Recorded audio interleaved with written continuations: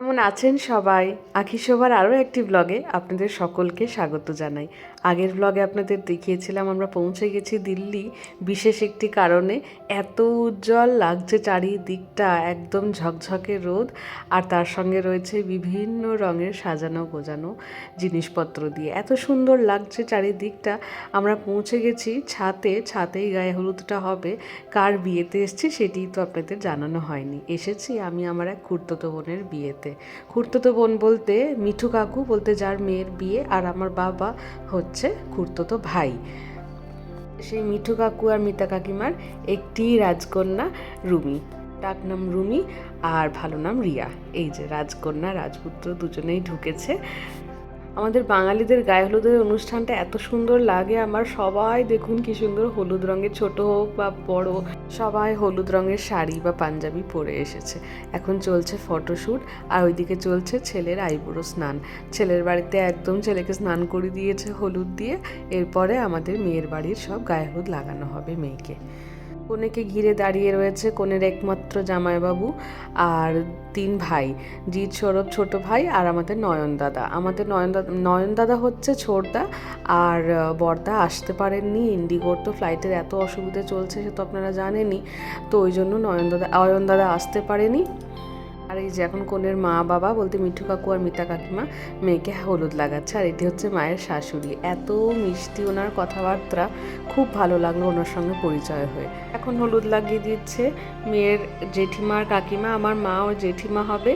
আর ওই যে আমার কাকিমা হচ্ছে সবার ছোট যা, তো কাকিমা বলতে সবারই কাকিমা। আর এই যে মারা 5 যা, এক যা আসতে পারেনি, মাঝখানে হলুদ শাড়িতে আমার জেঠিমা, তার পাশে মা, তার পাশে ছিল কাকিমণি আর মিতা কাকিমা। আর এটি হচ্ছে ছেলের বাড়ির সবাই, মামার বাড়ি, বাবার বাড়ি, ছেলের বাড়ি সবাই। আর এখন এরা দুজনে কপতিতে খুব সুন্দর ছবি তুলছে, ফটোশ্যুট করছে। আর ফটোগ্রাফার এত মজার গল্প কথা বলছে, সেই শুনেই আমরা সবাই হাসছি।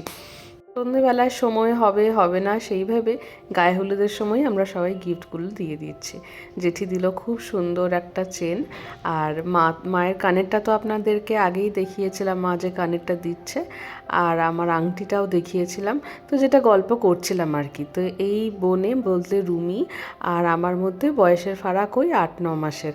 তো যে কারণে সম্পর্কটা 2 বোন আর দিদির চেয়ে 2 বন্ধুর বেশি। আমার বিয়েতে যখন ও এসেছিল সমানে গায়ে ঘেঁষে থাকছে। আমি আইবুড়ো ভাত খেলাম, তারপরেই ওকে খাওয়ালাম। আমার গায়ে হলুদ লাগানো হলো, তারপরেই ওকেও লাগালাম। তো ওই আর কি, সবাই কথায় যা বলে আর কি, কনের সঙ্গে সাথে যারা আইবুড়ো মেয়ে থাকে সবাইকে লাগালে সবাই যা কথিত আর কি, যে তারও তাড়াতাড়ি বিয়ে হবে। তো যখনই আমার গায়ে হলুদ লাগানো হচ্ছে তখনই মিতা কাকিমা বলছে যে নিষ্ঠা রুমিকেও একটু লাগা, এরপরে যেন ওর হয়। তখনও বিয়েটি ঠিক ছিল না। আবার যখন আইবুড়ো ভাত খাচ্ছি, ধরে সবাই মিলে রুমিকে আমরা ভাত খাওয়ালাম যে খা, এবার এরপরে আর কি তোর লাইন। তো তখনও খুব লাজুক চেহারায় বলছে না এখন করব না, এখন কোনো প্ল্যান নেই, এইসব গল্প দিচ্ছিল। কিন্তু দেখুন না, বছর ঘুরতে না ঘুরতেই আমার 27 তারিখে বিয়ে হয়েছে, আর 1 বছর ঘুরতে না ঘুরতেই 5 তারিখে এনাদের বিয়ে। এই যে কথায় আছে না, জন্ম মৃত্যু বিয়ে 3 বিধাতা নিয়ে, তো সেটিই একদম ফলিত হলো। হলুদ আর লাঞ্চ সেরে আমরা চলে এসেছিলাম এই হোটেলের রুমে। হোটেলটি একদম লজটির উল্টো দিকেই ছিল, যে কারণে খুব একটা অসুবিধে হয়নি। মায়ের একটু হাঁটুতে অসুবিধে, তো মা গাড়িতে করে এসেছিলো, বাকি আমরা সবাই হেঁটেই চলে এলাম। সারা রাত ধরুন ট্রেনে আসা হয়েছে, ঠিক করে ঘুম হয়নি, তো এসে 1-1.5 ঘন্টা ঘুমিয়ে নিয়েছিলাম।